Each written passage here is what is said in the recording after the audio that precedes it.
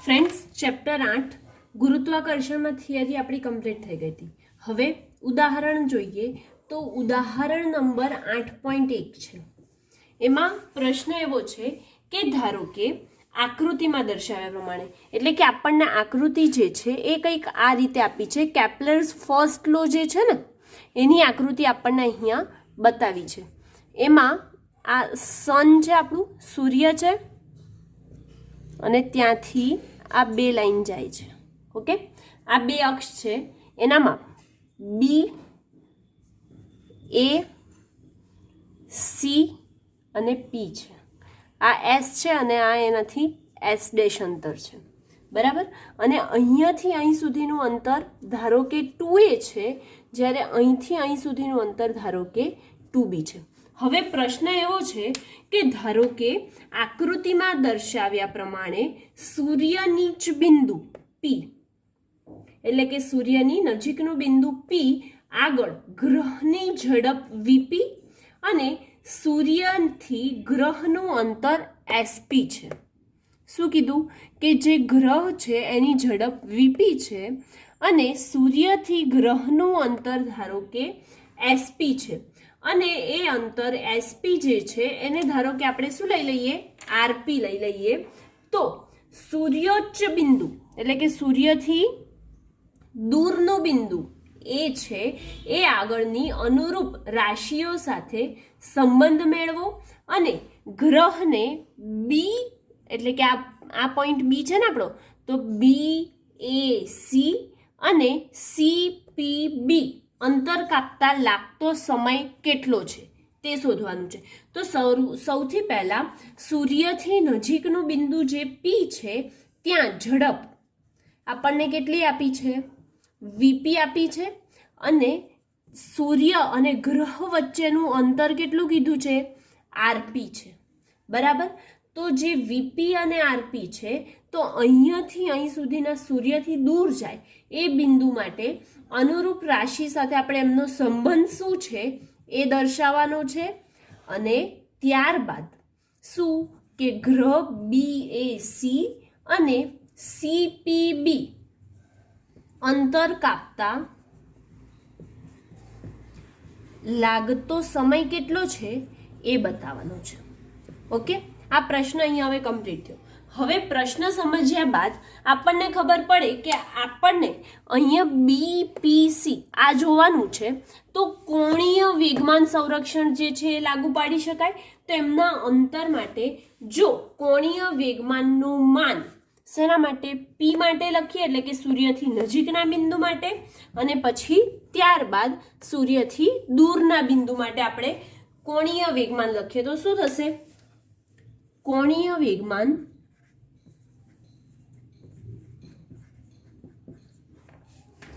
LP બરાબર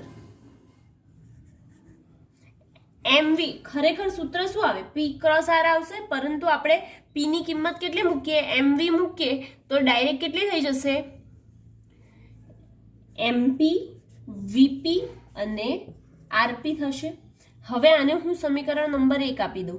તેવી જ રીતે એ બિંદુ પાસે પણ જોવું પડશે અને આરપી અને વીપી આ અહીંયાથી અહીંયા અંતર આરપી છે, બરાબર। તો આરપી અને તેનો વેગ જે છે એ બંને એકબીજાથી કેવા છે, લંબ છે। આરપી અને વીપી એકબીજાથી લંબ છે માટે હવે કોણીય વેગમાન એ માટે જોઈએ, એ બિંદુ પાસે, દૂરના બિંદુ પાસે। તો કોણીય વેગમાન કોનું, એલ એ બિંદુનું કેટલું થશે, દળ તો આપણું ગ્રહ જે છે એનું જ રહેવાનું માટે ગ્રહનું દળ ગુણ્યા એમની વેલોસિટી, કઈ આ બાજુની વેલોસિટી આવશે એટલે કે ઝડપ વેગ વી અને એમની વચ્ચેનું અંતર એટલે આર એ થાય, બરાબર। તો કોણીય વેગમાનના સંરક્ષણના નિયમ પરથી આપણે શું કીધું કે જે પહેલાનું છે એ જ બીજાનું મળે એટલે કે બંને એકબીજાથી કેવા હોય, સમાન હોય છે માટે કોણીય વેગમાન સંરક્ષણ ના નિયમ પરથી શું લખી શકશો? આ બંનેને સરખાવી શકીએ ને, માટે MPVP RP is equal to MPVA RA. MP MP તો કટ, એટલે કે એમનું દળ તો સમાન છે, માટે એ કેન્સલ થઈ ગયું. તો બચ્યું શું આપણી પાસે? વીપી ના છેદમાં વીએ બરાબર આરએ ના છેદમાં આરપી. આ રીતે બચ્યું. હવે વીપી ના છેદમાં વીએ અને આરપી ના આરએ ના છેદમાં આરપી બચ્યું, એટલે કે બંને એકબીજાના વ્યસ્ત પ્રમાણમાં છે. જ્યારે વેલોસિટી ઝડપ વધે છે ત્યારે તેમનું અંતર કેવું થાય છે? ઘટે છે. આના માટે દર્શાવી શકીએ કે જ્યારે ઝડપ વધે કોની? પીની, તો આરપી કેવું થાય છે? ઓછું થાય છે. અને આની ઝડપ જે છે વીએની ઘટે તો આની ઝડપ વધે, એટલે કે બંને એકબીજાના કેવા પ્રમાણમાં છે? વ્યસ્ત પ્રમાણમાં છે, એવું કહી શકાય. માટે આપણે લખી શકીએ કે V P is greater than V A અને R P is less than R. આમ આકૃતિ પરથી ત્રિજ્યા સદિશો એસબી અને એસસી સાથે દીર્ઘવૃત્તીય કક્ષામાં તેના ઘેરાયેલા ક્ષેત્રફળ એસબીપીસી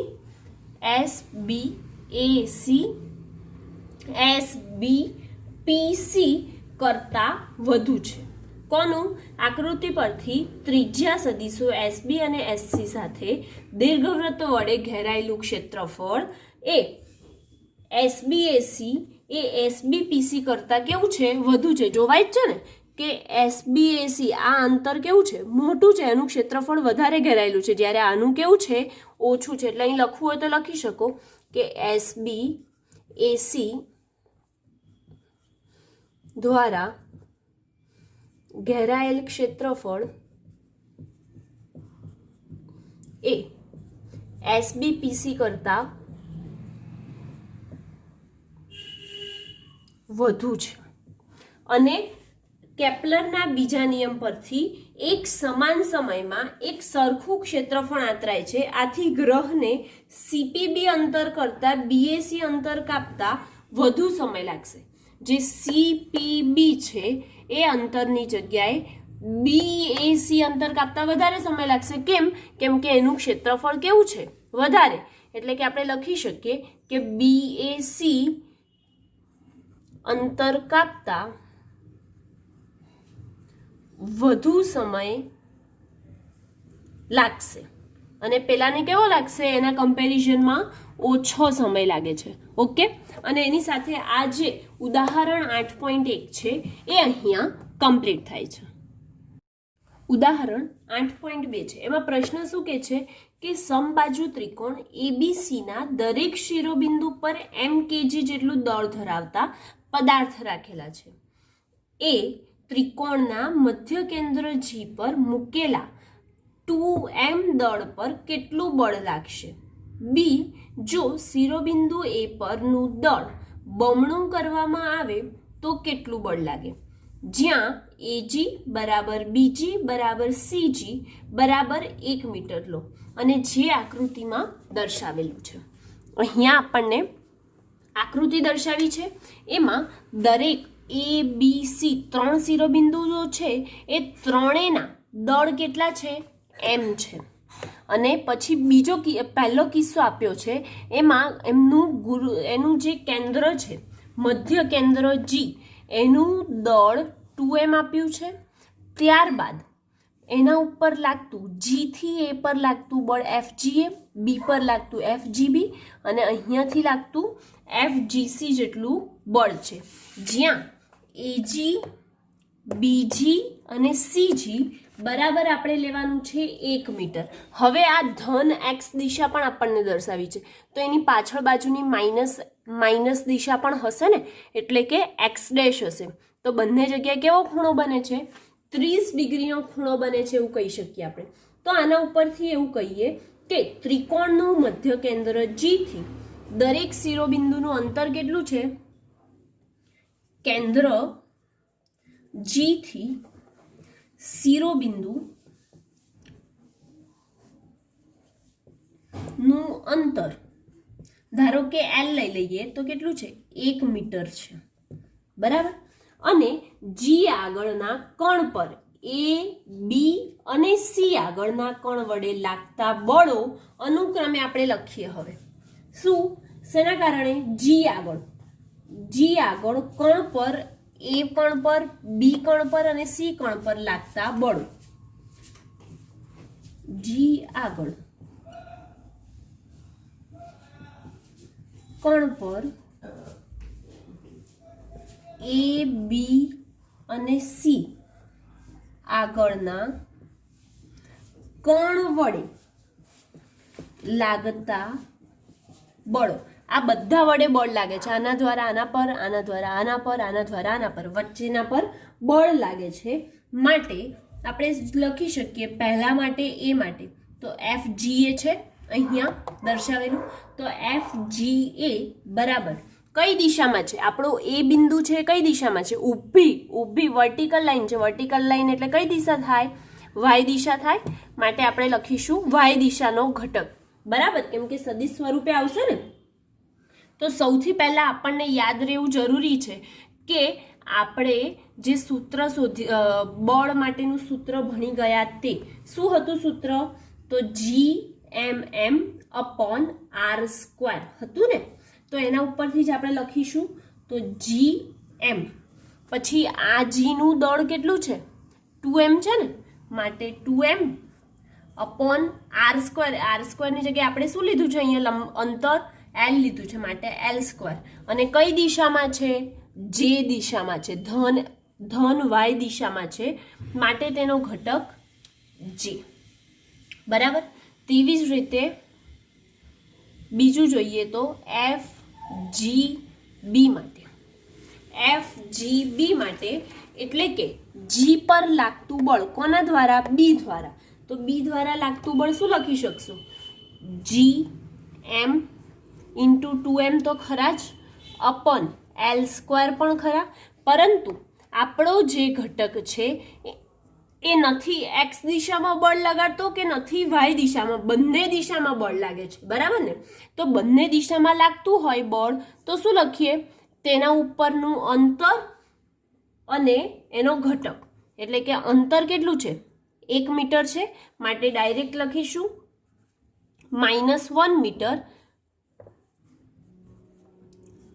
cos 30 ડિગ્રી. અને બીજો ઘટક લખીએ તો માઇનસ કરીને જ લખીએ. તો બીજો ઘટક 1 એ કઈ દિશામાં છે? ધન એક્સ દિશામાં જ છે, સોરી વાય દિશામાં જ છે, માટે 1 અને અહીંયા સાઇન 30J આ વાય દિશાનો અને આ એક્સ દિશાનો ઘટક આવી ગયો. કોના માટે? એફ જી બી માટે. એવી જ રીતે એફ જી સી માટે લખીએ.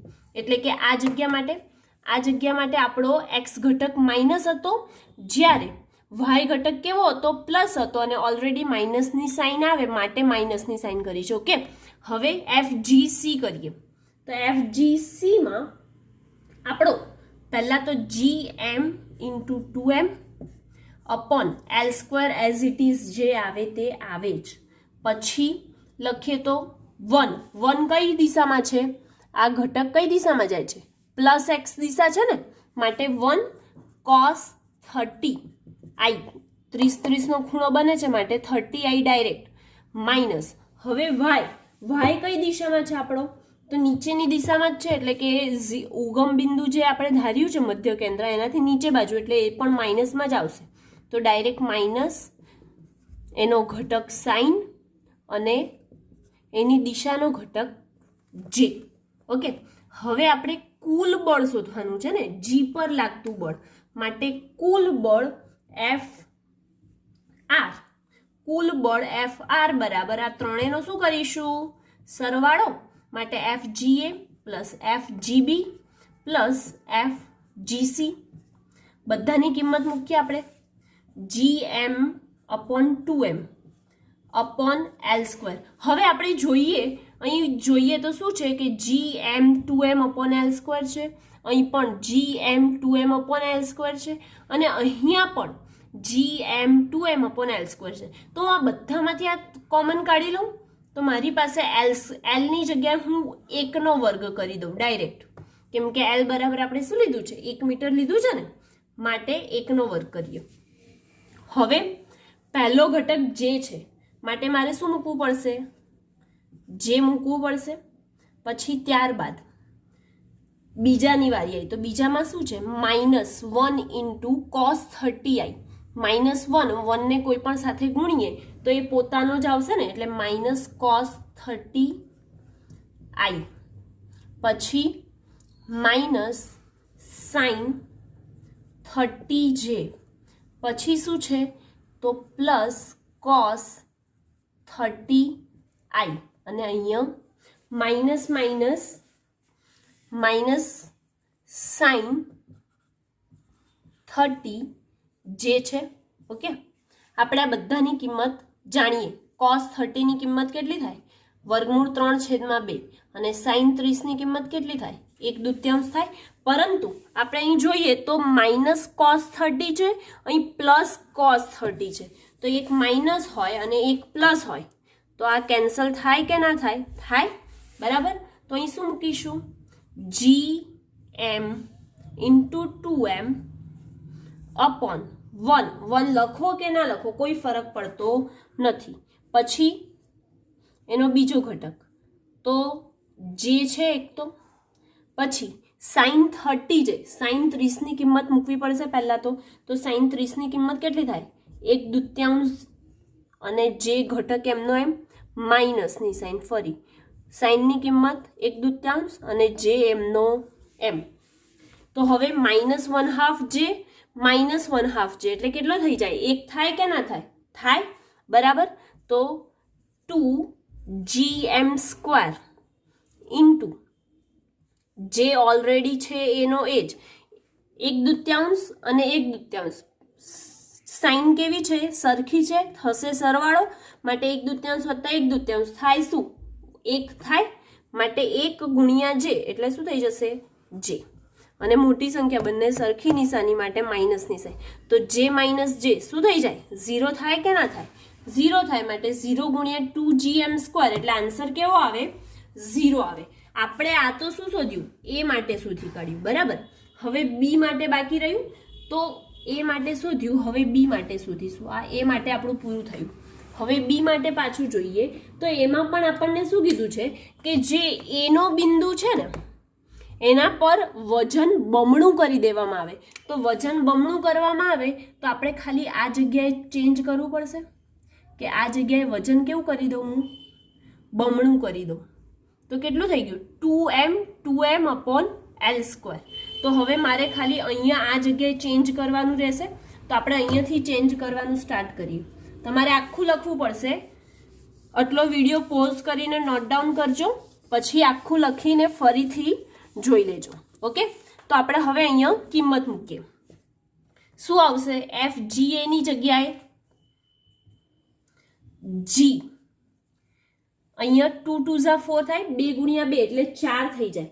તો 4m² અપોન l² થશે. બરાબર. તો 4m² અપોન l² ઇન્ટુ જે છે. પછી બીજાનું શું આવશે? તો આનું આવશે 2gm² અપોન l². પછી એની બાજુમાં cos 30i minus sin 30j. આ તો બધું એનું એ જ રહેવાનું, ખાલી ચેન્જ કોનામાં કરવાનો હતો? એમાં જ કરવાનો હતો. પ્લસ 2gm² અપોન l² અને અહીંયા cos 30i minus sin 30j. Okay. આપણે લખી કાઢ્યું જે હતું એમનું એમ. હવે આનું સોલ્યુશન લાવીએ તો l² એટલે કે 1નો વર્ગ બરાબર 1 જ થશે. એટલે આપણે એને ડાયરેક્ટ લખતા જ નથી, ડાયરેક્ટ એમાંથી કોમન કાઢીએ વસ્તુ. તો શું કોમન નીકળશે આમાંથી? તો નીકળશે આમાંથી 2gm² કોમન નીકળ્યું. અહીં શું બચ્યું? તો 2j બચ્યું. પછી minus cos 30i minus sin 30i 30j plus cos 30i minus sine 30 જે બચ્યું, minus cos plus cos cancel, આપણી પાસે શું બચ્યું અહીંયા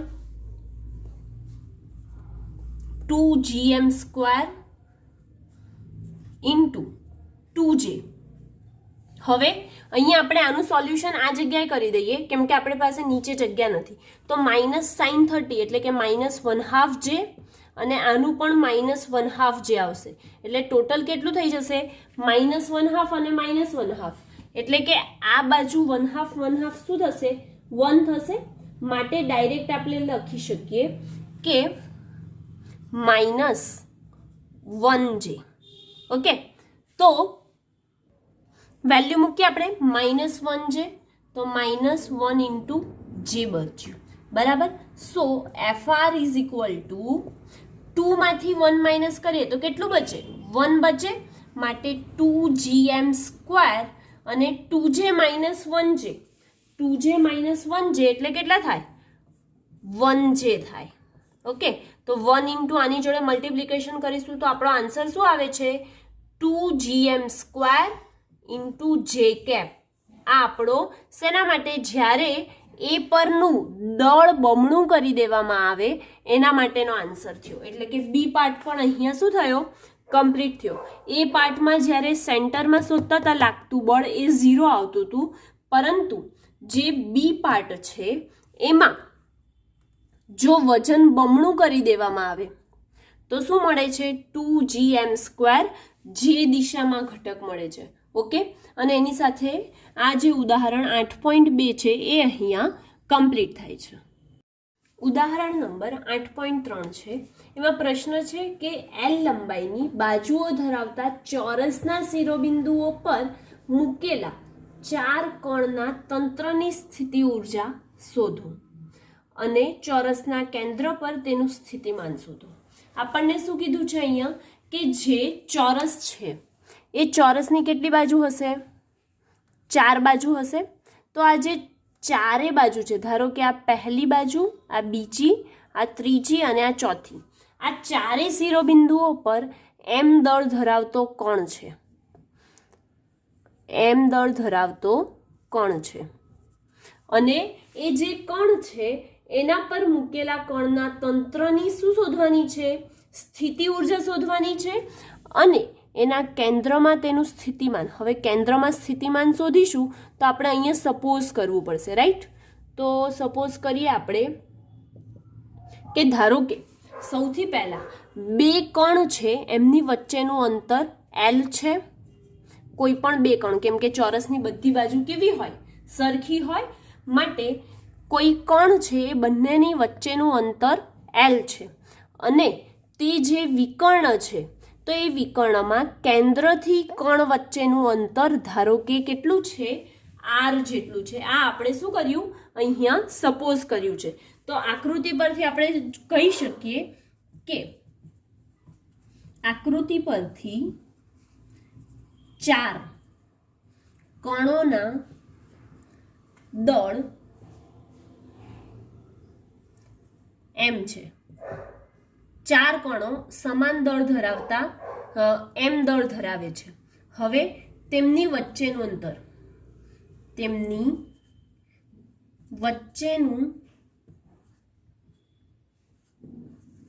અંતર એટલે કે બે બાજુઓ વચ્ચેનું અંતર L છે, જ્યારે તેનામાં વિકર્ણ જે દોર્યો છે તો એ વિકર્ણનું કેન્દ્રથી કણનું અંતર R છે.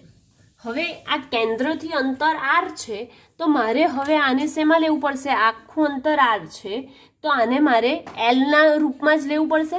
તો આ એક શું બને છે કાટકોણ ત્રિકોણ બને છે કે નથી બનતો. જો આ રીતે એક કાટકોણ ત્રિકોણ બને છે, માટે કાટકોણ ત્રિકોણ બને ત્યાં શું આપણે વિચારીએ પાયથાગોરસ. પાયથાગોરસ એટલે કે બે બાજુનો સરવાળો, બે બાજુનો સરવાળો બરાબર કર્ણ મળે. કર્ણ આપણે શું લીધો છે R લીધો છે વિકર્ણ, તો R નો પણ વર્ગ, L² + L² 2L² = R². વર્ગ દૂર કરીએ તો શું લેવું પડે વર્ગમૂળ દૂર કરવું, વર્ગમૂળ લેવું પડે. વર્ગમૂળ લઈએ તો શું થશે? વર્ગમૂળ 2 L અને R. માટે R ની કિંમત કેટલી મળી આપણને? વર્ગમૂળ 2 ગુણ્યા L જેટલી મળી. હવે જ્યાં પણ R ની જરૂર પડશે ત્યાં આપણે શું મૂકીશું? વર્ગમૂળ 2L મૂકીશું. બરાબર. હવે આપણે સ્થિતિ ઉર્જા શોધીએ. તો કણોની દરેક બાજુ માટે મળતી સ્થિતિ ઉર્જા, કણોની દરેક બાજુ માટે સ્થિતિ ઉર્જા શેનાથી દર્શાવીએ? સ્થિતિ ઉર્જાને આપણે U થી દર્શાવીએ છીએ. તો U IG બરાબર શું થઈ જશે? -GMI પહેલાનું વજન ગુણ્યા બીજાનું વજન ભાગ્યા એમનું અંતર એટલે કે RIJ. ઓકે, તો હવે એના ઉપરથી આપણે સ્થિતિ ઉર્જા, ટોટલ સ્થિતિ ઉર્જા શોધીશું. તો એના માટે આપણે શું કરવું પડશે? સરવાળો કરવો પડશે બધાનો. તો કણોની કુલ સ્થિતિ ઉર્જા નો સરવાળો કરીએ તો આપણને ટોટલ સ્થિતિ ઉર્જા મળે. એ સરવાળો કરતા કણોની સ્થિતિ ઉર્જાનો સરવાળો કરતા મળતી કુલ ઉર્જા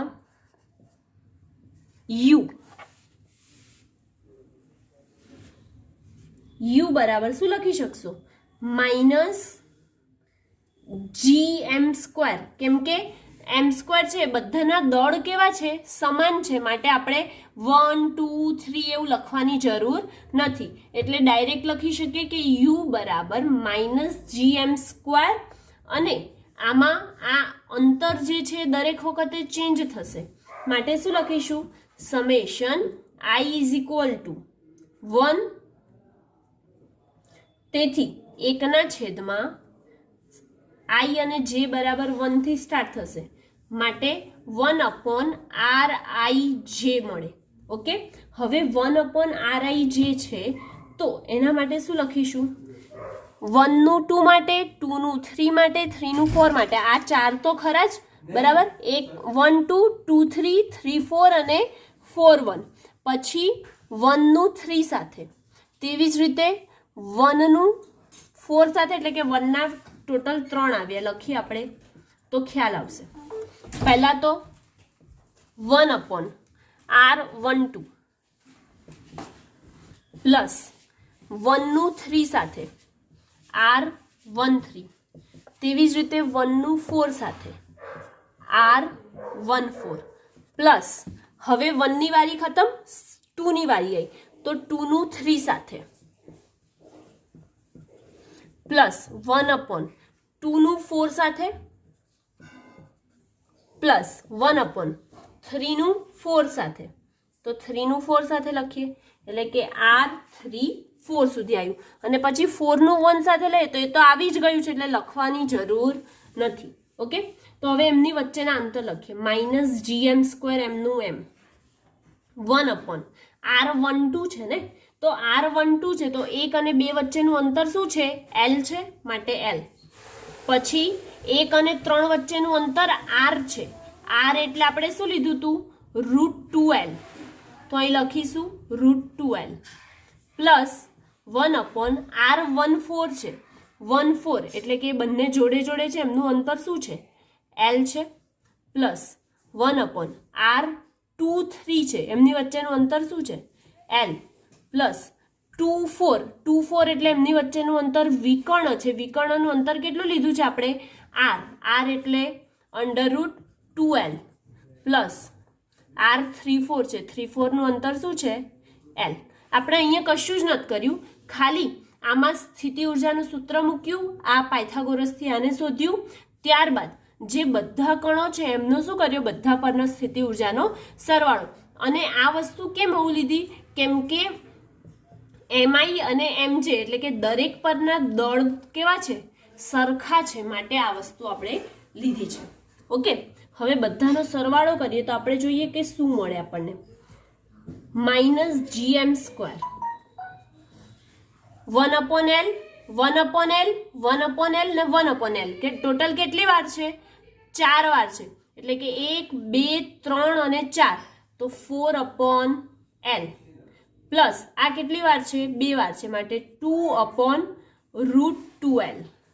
okay, 4/L plus 2/√2L is equal two L common નીકળી જશે તો L કોમન નીકળે તો અહીં શું બચશે ગાઈસ? -gm². L કોમન અને અહીંયા આવશે આપણી પાસે 4 પ્લસ 2/√2. 2 ભાગ્યા √2 કરીએ તો શું મળે? √2 ગુણ્યા √2 લખાય. 2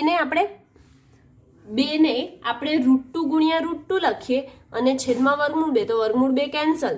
જવાબ શું આવ્યો? વર્ગમૂળ 2 આવ્યો ને, માટે આપણે અહીં લખીશું વર્ગમૂળ 2. એટલે મળતી કુલ સ્થિતિ ઉર્જા કેટલી આવી? તો આપણી સ્થિતિ ઉર્જા આવી -gm²L ઇન્ટુ 4 પ્લસ √2 આવી. હજી આપણને શું કીધું હતું કે એ ચોરસના કેન્દ્ર પર શું શોધવાનું છે? સ્થિતિમાન શોધવાનું છે. બરાબર, તો હવે આપણે એનું સ્થિતિમાન જોઈએ.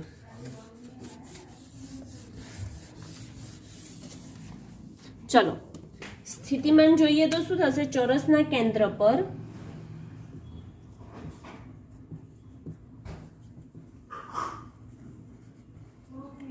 ગુરુત્વીય સ્થિતિમાન